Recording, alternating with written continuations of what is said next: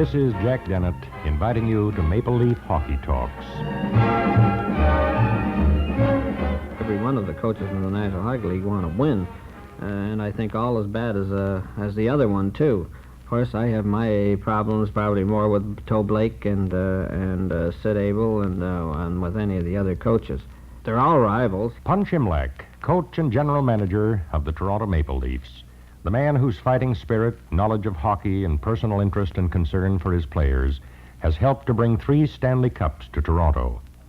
There are very few questions about hockey Punch can't answer, but one of the most frequent queries he gets is personal. How did he get the name? I went down to Windsor to play a senior game, and I went into the boards with one of the old defensemen, and he gave me an elbow, and I had hit the back of the ice, and I was out. So when I came to, I was started to swing, and of course it was the trainer I was swinging at. So they just said that I was Punchy, and this is how the name started. And as I said, some kindly old typesetter left off the Y because he got tired of printing the extra letter, and it ended up as Punch. Like most great coaches, he started out as a player, but a promising career in professional hockey was interrupted by World War II. As soon as peace came, Punch was back into hockey. Tommy Ivan invited me to come down to the Detroit training camp, but I wasn't in very good shape. I was up at 180 pounds, and I was playing at about 160 before I went in the Army, so there was no chance for me to make the Red Wings, and they wanted me to go and play down in Omaha. Omaha, no. Quebec, yes. Although he didn't know it at the time, an offer from the Quebec Aces was the first of a series of events that were to change Punch from player to coach. They had offered me a job in Quebec City to come down there and go to work in the pulp and paper mill, and play and paper mill, and play and paper mill. Manager, coach, and then even an owner of the team. By now, the big leagues had started to notice the young manager-coach with the will to win. He left Quebec for an American League post. Then Patrick got me to go to the Boston Bruin organization to be the general manager of the Springfield Indians. Then Toronto came after me, and I decided to come to Toronto. Punch Imlach made the journey back to the city of his birth. Little did hockey fans know that a new era was dawning for the Toronto Maple Leafs. Punch Imlach has the enviable reputation of never having coached a team that failed to make the playoffs. But he'll never come closer to breaking this record than the 1958-59 season when the Leafs nosed out New York Rangers by 1 point for 4th place. The Leafs knocked off Boston in the first round in 7 games, but fell before the Montreal Canadiens in 5. But the die had been cast, and a new spirit permeated the Maple Leaf Club. Punch Imlach built up a powerhouse that finally bore fruit in the 1961-62 season.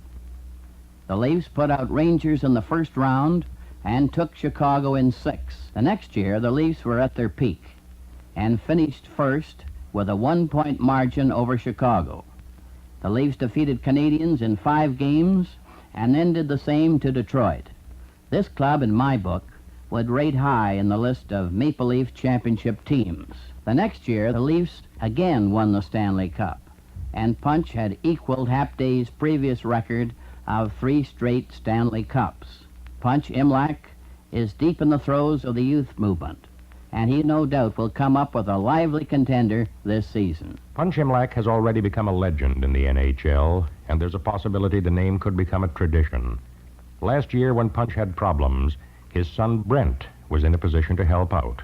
Wally Boyer had come up with pulled groin, and our other team was on the road, Rochester, and there was no possible way that I could get anybody into Detroit.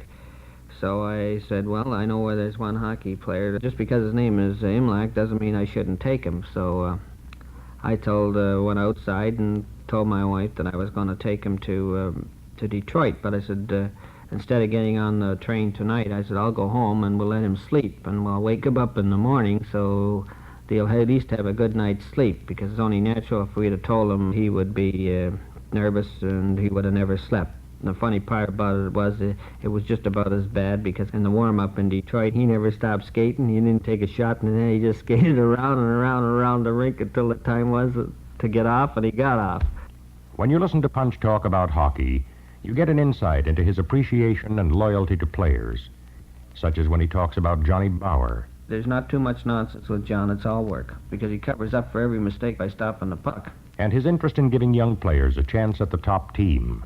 Players like Mike Walton. As far as we're concerned, Mike Walton has to get a shot at the National Hockey League. After all, he was Rookie of the Year in the Central Professional League, and he moves up to the American Hockey League, and he's Rookie of the Year in the American Hockey League, and I'm just hoping that he can be the Rookie of the Year in the National Hockey League, and he certainly deserves the chance to be that. You become aware of his firm belief in the old-fashioned virtues, such as hard work.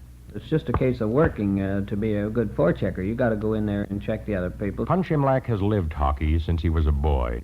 His predominant trait, of course, is a burning desire to win. His players know this, and it shows in their game. Punch Imlach, leader of the Leafs, a man dedicated and devoted to the game of hockey.